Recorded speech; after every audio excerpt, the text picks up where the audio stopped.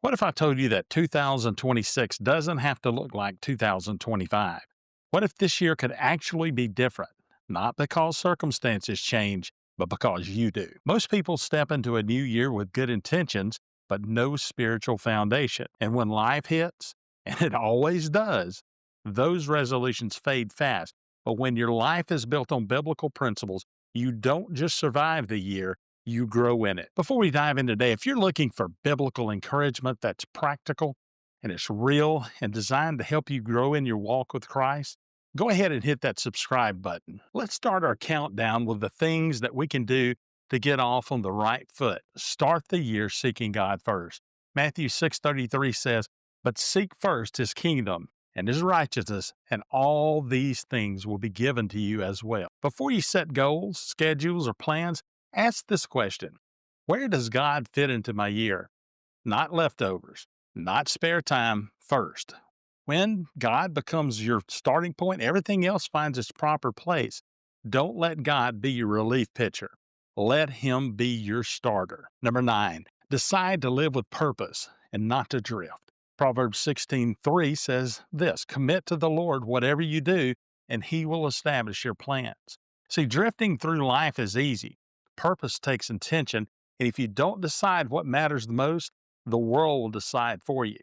Sit down early in the year and commit your work, your relationships, and your priorities to God. Purpose doesn't happen by accident. Number 8, renew your mind daily. Romans 12:2 says, do not conform to this pattern of this world, but be transformed by the renewing of your mind. What you feed your mind shapes your direction. If your mind is constantly filled with negativity, fear, and comparison, your year will reflect that.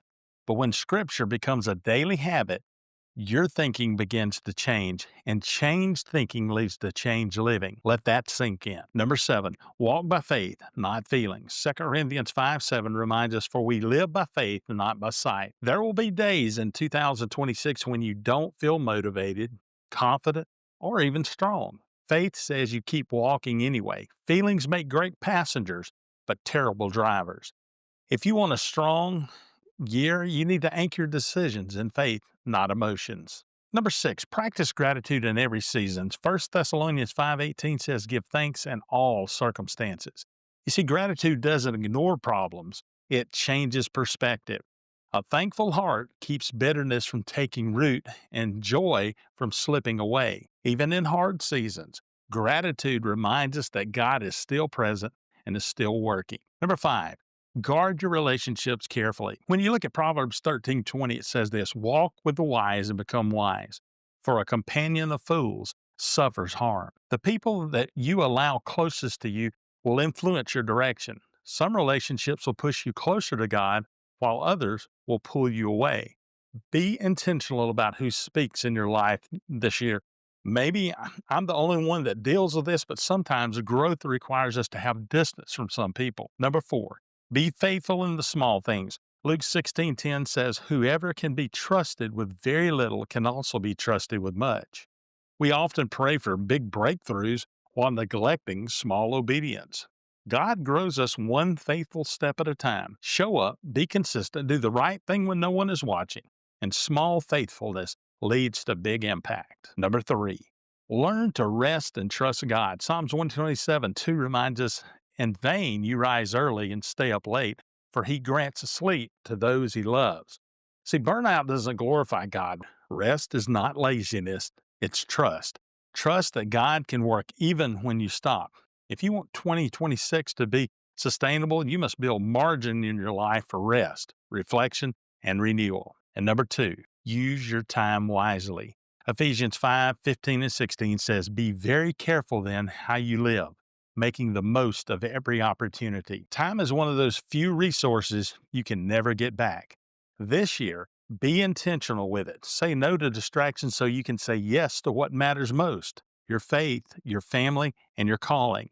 It's time to get in the game. And we finish up with number 1. Make it a priority to finish the year stronger than you started. Philippians 1:6 promises, he who began a good work in you will carry it on to completion. God isn't done with you yet. No matter how your year begins or what obstacles come your way, stay faithful, stay focused, stay surrendered. Growth is a process, not a moment. And my final word for you today, if you want 2026 to be your best year ever, don't chase perfection, chase faithfulness. Build your life on God's truth, take one obedient step at a time, and trust Him with the results. If this message encouraged you, hit the like button so it reaches more people who need hope.